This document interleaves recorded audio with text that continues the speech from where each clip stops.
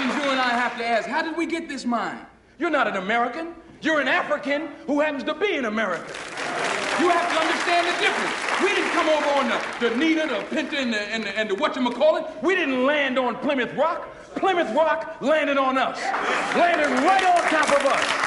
In his lifetime, Malcolm X was an incendiary and controversial figure. It's somewhat surprising, therefore, to find that in his memoir, Dreams from My Father, President Barack Obama cites Malcolm X as an early role model. But the reason is that Malcolm X's story is one of self-transformation, a story that he tells in his autobiography and that Spike Lee tells in his wonderful film biography, Malcolm X.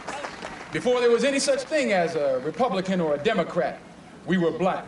The idea of a movie about Malcolm X had been kicking around Hollywood for a long time. In the late 1960s, James Baldwin worked on a screenplay. For a long time, the director Norman Jewison was attached. And finally, after some struggle and controversy, Spike Lee took over the project. And what a movie he made. It has song and dance numbers, wild period costumes, violence, sex, an amazingly beautiful sequence involving Malcolm's pilgrimage to Mecca, and a handful of terrific supporting performances, including Spike Lee himself, Angela Bassett, and the great Delroy Lindo as the gangster West Indian Archie.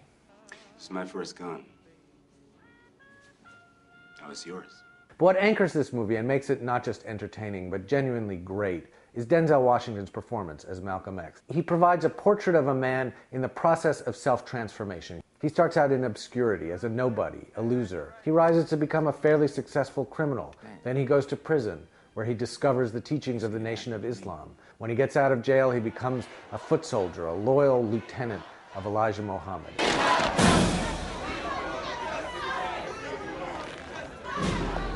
And then he breaks away from Elijah Muhammad and begins to explore and articulate a vision that's not just based on racial justice, but on an idea of universal dignity and humanity.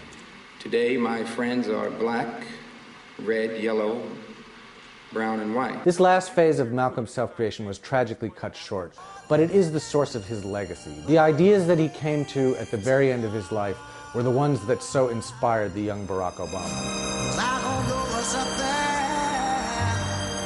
And the whole thing coalesces in one of the most powerful and interesting and rich, and I think newly relevant portraits that we have about how a man invents and changes himself. A change gonna come. Oh, yes it will.